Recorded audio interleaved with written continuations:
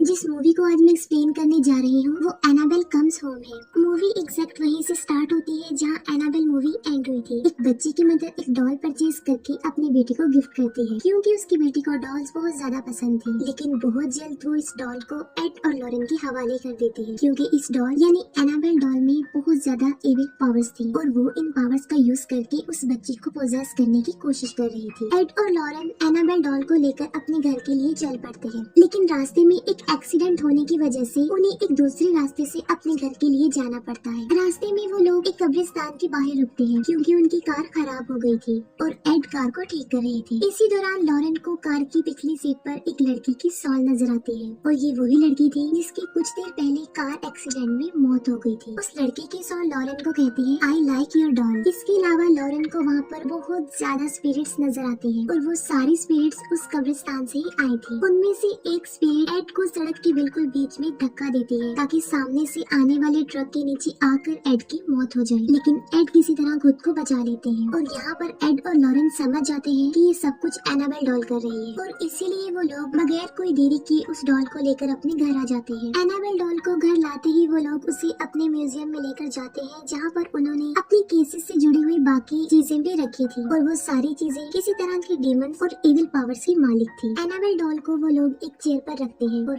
Annabelle doll की वहाँ मौजूदगी से अजीबोगरीब होने लगता है, जैसे कि घड़ी का उल्टा चलना और बाकी चीजों के मूवमेंट, जो कि काफी अजीब था। और इसीलिए वो लोग एनाबेल डॉल को एक फादर से ब्लेस्ड करवाते हैं और उसे एक शीशे की बॉक्स में बंद कर देते हैं जो कि चर्च से मंगवाया था। यहाँ पर हमें एनाबेल डॉल की पावर का पता चलता है, यानी वो हर तरह की स्पिरिट्स, चाहे वो अच्छी हो या बुरी, उन्हें अपनी तरफ अट्रैक्ट करती है और उनसे अपने विक्टिम पर अटैक करवाती है। इसके बाद हमें एक साल बाद का सीन दिखाया जाता है जहाँ एड और लॉरेन की बेटी जूडी दिखाई जाती है जो कि अपना ब्रेकफास्ट लेते हुए न्यूज़पेपर में एक न्यूज देख रही थी। उस न्यूज में एड और लॉरेन के बारे में बताया गया था। लोग उनके बारे में कह रहे थे कि ये लोग फेक हैं और वो पैसों के लालच में डेमन फोर्सेस से लड़ने का ड्रामा करते हैं। और यहाँ पर एक क्वेश्चन भी पूछा गया था कि क्या ये हीरोज हैं या फिर हॉक्स। स्कूल में भी जूडी को बाकी बच्चे उसके पेरेंट्स को लेकर काफी परेशान करते थे और यही वजह है कि जूडी का कोई भी क्लोज फ्रेंड नहीं था। नेक्स्ट मॉर्निंग एड और लॉरेन को किसी केस के सिलसिले में आउट ऑफ सिटी जाना था और वो लोग मैरी नाम की एक लड़की को जूडी की केयर टेकर के तौर पर अपॉइंट करते हैं। मैरी जूडी को स्कूल में ड्रॉप करती है और जूडी को स्कूल में एक फादर की सॉल नजर आती है जो कि कॉन्टिन्यूसली उसे ही देख रहा था और वो सोल जूडी को फॉलो भी कर रहा था। और यहाँ पर हमें ये पता चलता है कि जूडी को वो स्पिरिट इसलिए नजर आ रही थी क्योंकि उसके पास उसके मदर की तरह पावर थी जो कि स्पिरिट्स को देख सकती थी, उन्हें महसूस कर सकती थी। इसके बाद हम मैरी को उसकी फ्रेंड डैनियला के साथ सुपरमार्केट में देखते हैं क्योंकि जूडी की बर्थडे थी और केक बनाने के लिए उसे इंग्रेडिएंट्स चाहिए थे। शॉपकीपर और मैरी एक दूसरे को लाइक करते थे। इन लोगों की कन्वर्सेशन के दौरान हमें ये पता चलता है कि डैनियला किसी वजह से एड और लॉरेन के घर जाने में काफी इंटरेस्टेड थी। मैरी जब जूडी को स्कूल में पिक करने जाती है तब वो लोग वहाँ पर उस फादर के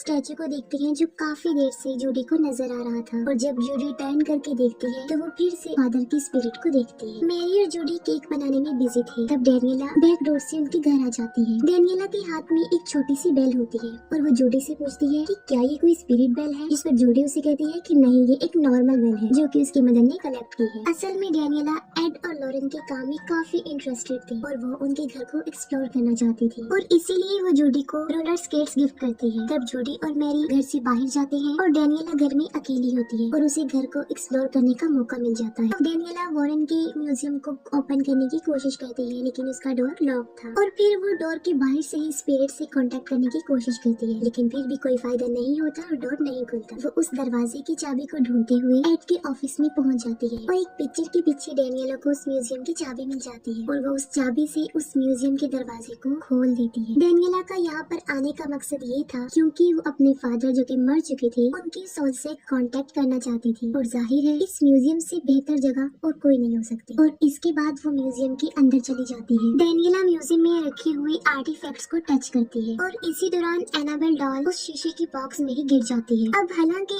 उस ग्लास बॉक्स पर वार्निंग लिखा था लेकिन इसके बावजूद डैनियला ग्लास बॉक्स का दरवाजा खोल देती है। बस ऐसा होते ही जूडी का बर्थडे केक जलने की वजह से फायर अलार्म एक्टिव हो जाते हैं और डैनियला ग्लास बॉक्स को लॉक किए बगैर ही वहाँ से भाग जाती है। यहाँ पर हमें इस बात का अंदाजा हो जाता है कि एनाबेल डॉल जो कि अब बिल्कुल आजाद हो चुकी थी और वो अपने एविल पावर्स का यूज करके अब कुछ भी कर सकती है। और तभी डोरबेल बजती है। मैरी जब दरवाजे के हॉल से देखती है तो बाहर कोई भी नहीं नहीं होता, जिस पर वो काफी हैरान हो जाती है। लेकिन मैरी दरवाजा खोल देती है और वहाँ पर उसे एक बच्ची नजर आती है जो उसे कहती है कि उसने एनाबेल डॉल से खेलना है। और फिर तभी अचानक से वो बच्ची वहाँ से गायब हो जाती है, जो कि जाहिर है हैरान कर देने वाला मंजर तो था ही। डेनियला को अपने फादर की सॉल नजर आती है और वो उन्हें फॉलो करते हुए घर के अंदर चली जाती है। जूडी भी डेनियला को फॉलो करते हुए घर के अंदर चली जाती है, जहाँ जूडी को एक रूम में एनाबेल डॉल एक चेयर पर बैठी हुई नजर आती है और वहाँ पर अजीबोगरीब होने लगता है। और बेड के नीचे जूडी को एक नोट मिलता है जिस पर लिखा होता है मिस मी और साथ में क्वेश्चन मार्क। और वहीं पर जूडी को एक शैडो चलता हुआ नजर आता है और तभी अचानक से द ब्राइड जूडी के सामने आ जाती है और एक चाकू लेकर जूडी पर अटैक करने लगती है। जूडी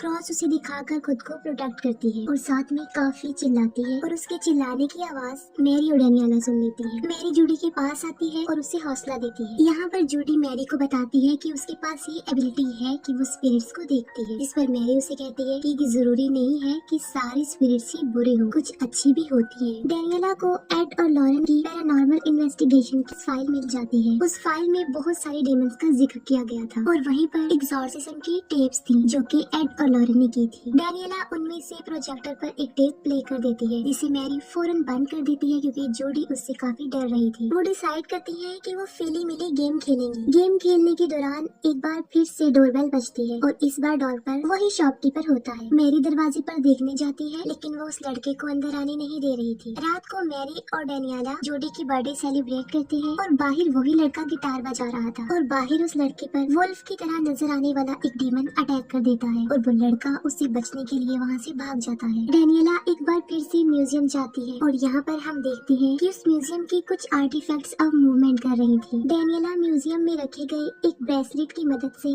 अपने फादर की सोल को बुलाने की कोशिश करती है और वो इसमें कामयाब हो जाती है और वो अपने फादर की सोल को एक मिरर में अपने पीछे देखते तो अचानक से एक डीमन बनकर उस पर चिल्लाते हैं। डेनियला वहाँ से भागने की कोशिश करती है लेकिन अब वो अंदर ही बंद हो गई थी क्योंकि वो दरवाजा नहीं खुल रहा था। और यहाँ पर हमें ये पता चलता है कि वो उसके फादर की सोल नहीं थी बल्कि कोई डीमन सोल थी। इसके बाद दूध से भरा हुआ ग्लास टेबल पर अपने आप ही मूव करता हुआ नीचे गिर जाता है और तभी टेप रिकॉर्डर भी अपने आप बजने लगता है और तभी हम एनाबेल डॉल को जूडी के साथ देखते हैं। म्यूजियम में डेनियला एक टीवी को देखती है जो कि इस बात को इंडिकेट कर रहा था कि नेक्स्ट डेनियला किस डायरेक्शन में देखेगी। मैरी को घर में बहुत सारे कॉइन्स मिलते हैं और तभी अचानक से उसे वहाँ पर एक डीमन नजर आता है जो कि कॉइन्स डीमन था और वो मैरी पर अटैक करके उसे इधर उधर घसीटता है। लेकिन इससे पहले कि वो मैरी को जान से मार डालता, मैरी एक लाइट ऑन करके जूडी के रूम की तरफ भाग जाती है। जूडी को अपने रूम में अपने ब्लैंकेट में एनाबेल डॉल नजर आती है और तभी हम एनाबेल डॉल को रोटेटिंग लाइट के शैडो में देखते हैं जो कि बहुत सारे डीमंस में बदलती जाती है और एंड में एक बहुत खतरनाक डीमन में तब्दील हो जाती है और जूडी पर अटैक कर देती है। लेकिन बिल्कुल ठीक वक्त पर मैरी दरवाजा खोलकर जूडी को बचा लेती है। मैरी एड और लॉरेन को कांटेक्ट करने की कोशिश करती है लेकिन दूसरी तरफ लॉरेन की आवाज में कोई डीमन बोल रहा था। डीमन कहता है कि वो एनाबेल से बात करना चाहती है और एनाबेल को इन लोगों की सॉल चाहिए और घर में लगी बेल्स अपने आप ही बजने लगती है। तभी फौरन मैरी और जूडी भी म्यूजियम में पहुंच जाते हैं। तभी अचानक से म्यूजियम में रखा गया टाइपराइटर अपने आप ही चल पड़ता है और वहाँ पर सिर्फ एक ही वर्ड टाइप हो रहा था और वो था मिस मी। वो तीनों किसी तरह बड़ी मुश्किल से म्यूजियम से बाहर आ जाती हैं लेकिन बाहर आकर मैरी को सांस लेने में प्रॉब्लम हो रही थी क्योंकि उसे अस्थमा का प्रॉब्लम था। मैरी का इनहेलर बाहर कार में था और जूडी उस इनहेलर को लेने के लिए बाहर जाती है और तभी बाहर जूडी पर वुल्फ डीमन अटैक कर देता है। लेकिन बिल्कुल ठीक वक्त पर वो शॉपकीपर वहाँ पर आकर वुल्फ डीमन पर अटैक करके जूडी को बचा लेता है। फिर हम देखते हैं कि द ब्राइड डेनियला को पोजेस कर चुकी थी और डेनियला द ब्राइड का ड्रेस पहनकर पूरी तरह पोजेस हो चुकी थी। अब इन सारी मुसीबतों से बचने का उनके पास सिर्फ एक ही हल था, वो ये कि अगर वो दोबारा से एनाबेल डॉल को शीशे के उसी बॉक्स में रख दे। लेकिन एनाबेल डॉल का तो कुछ अता पता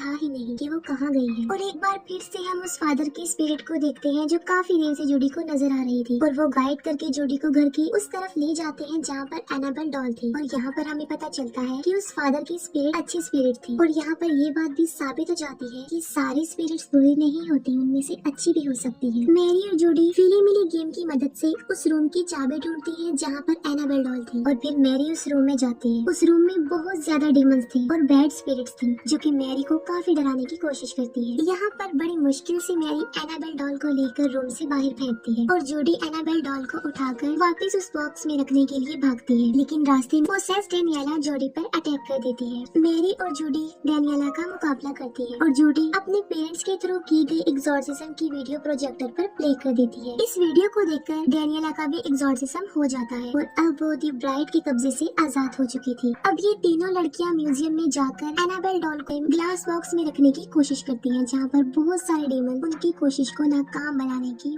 काफी कोशिश करती है। तब जूडी एक क्रॉस की मदद से उन डेमन्स को दूर भगा रही थी और डेनियला एनाबेल डॉल को ग्लास बॉक्स में रखने में कामयाब हो जाते हैं और ऐसा होते ही सब कुछ नॉर्मल हो जाता है। और तभी वहाँ पर वो शॉपकीपर भी आ जाता है। जूडी बचाती है कि बाहरी डेमन से इस लड़की ने ही उसे बचाया था, जिस पर मैरी काफी खुश हो जाती है। ये चारों लोग रात को वहीं पर टाइम स्पेंड करते हैं और सुबह होते ही एड और लॉरेन भी वहाँ पर आ जाते हैं। जूडी उन सारे इंसिडेंट्स को अपने पेरेंट्स को बता देती है जो उनके साथ हुए और वो दोनों अपने बेटी को रिलैक्स करते हैं। वो लोग जूडी का बर्थडे सेलिब्रेट करते हैं, सब कुछ हैप्पी और नॉर्मल हो जाता है और यहीं पर इस मूवी की हैप्पी एंडिंग हो जाती है। मूवी के लास्ट सीन में हमें पता चलता है कि डेनियला अपने फादर से कांटेक्ट करने की इसीलिए कोशिश कर रही थी क्योंकि वो अपने फादर की एक्सीडेंट में मौत की वजह खुद को समझती है। इस पर लॉरेन उसे बताती है कि उन लोगों ने उसके फादर की सोल से कांटेक्ट किया था, जिसमें उन्हें पता चला है कि डेनियला का उस एक्सीडेंट में कोई कसूर नहीं था, वो बेकसूर है और उसके फादर को उस पर प्राउड है। और यहीं पर ये मूवी एंड हो जाती है।